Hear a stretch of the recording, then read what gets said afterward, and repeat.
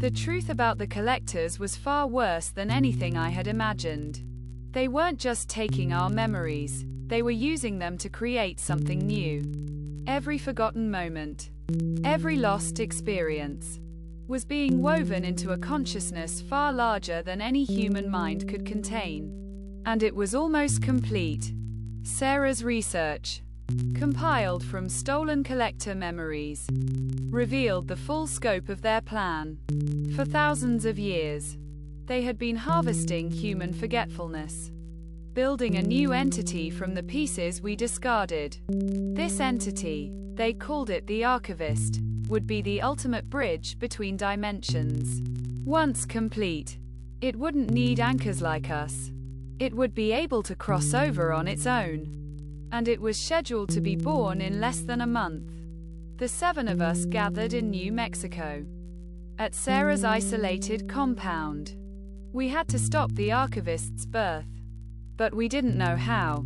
We were just 7 damaged people, each carrying the weight of centuries of stolen memories, fighting entities that existed in the spaces between dimensions.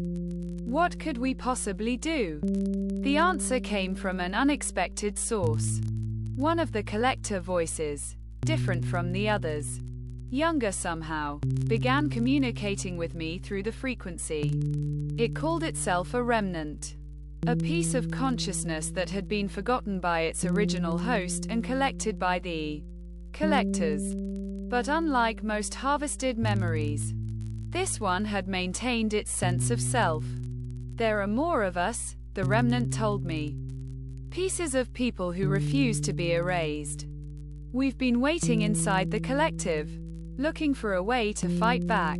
The remnant explained that the archivist was vulnerable during its birth. The consciousness of forgotten memories would be in flux, trying to integrate billions of experiences into a coherent whole. If enough remnants rebelled at the same moment, if enough forgotten pieces refused to be absorbed, the archivist would collapse before it could fully form. But the remnants needed anchors. They needed people who could hold space for them, who could give them the focus they needed to resist. That's what Sarah and I and the others were. Not just former bridges, but potential leaders for an army of the forgotten.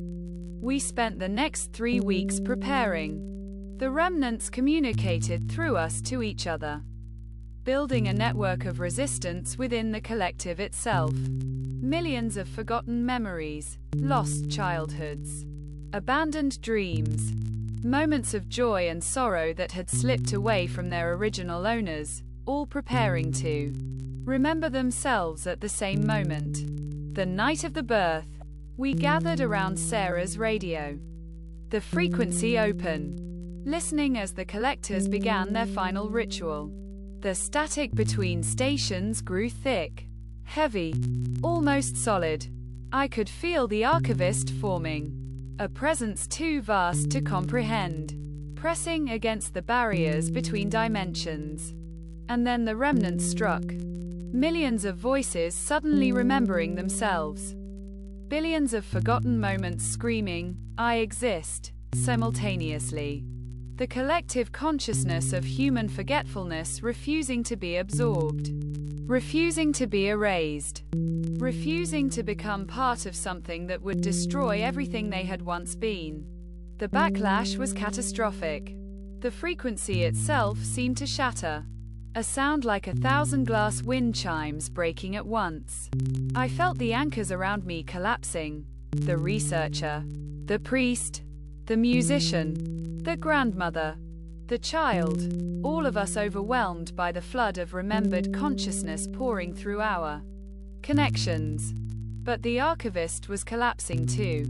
Without the cooperation of its components, it couldn't hold itself together. The vast entity that would have bridged dimensions dissolved back into the static, leaving behind only scattered fragments of what it had tried to become. When I woke up 3 days later, Sarah was dead. So were the priest, the musician, and the child.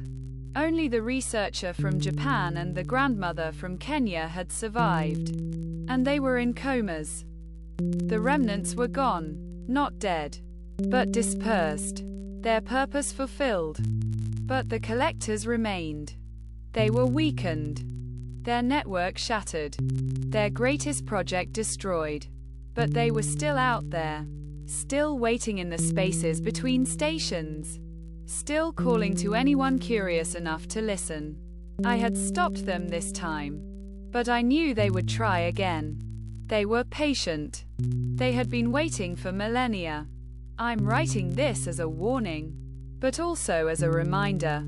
The things we forget matter. The moments we lose don't disappear. They go somewhere, become something. We are not just our memories. We are also the spaces between them.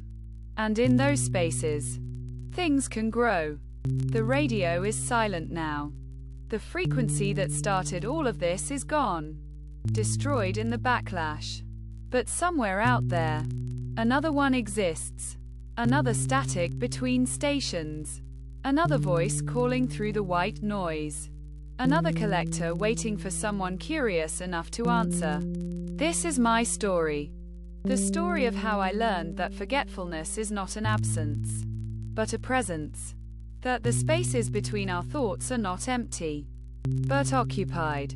That we are never truly alone with our memories. Because someone is always there, waiting for us to lose them. If you're reading this, the collectors have already noticed you. They noticed you the moment you started reading. The moment you opened your mind to a story about forgotten things. They're curious about you now. They're wondering what memories you might lose. What moments might slip away from you. What pieces of yourself you might be willing to forget. So here's my advice. Remember everything. Write things down. Tell your stories to others. Build monuments to your own existence in the minds of people around you. Because the more you share, the less you can lose. And the less you lose, the less the collectors can take. I don't know how much time I have left. The Remnants Rebellion didn't just destroy the archivist, it changed something in me. Open doors I can't close. I hear them constantly now. Millions of voices whispering their forgotten lives through my consciousness.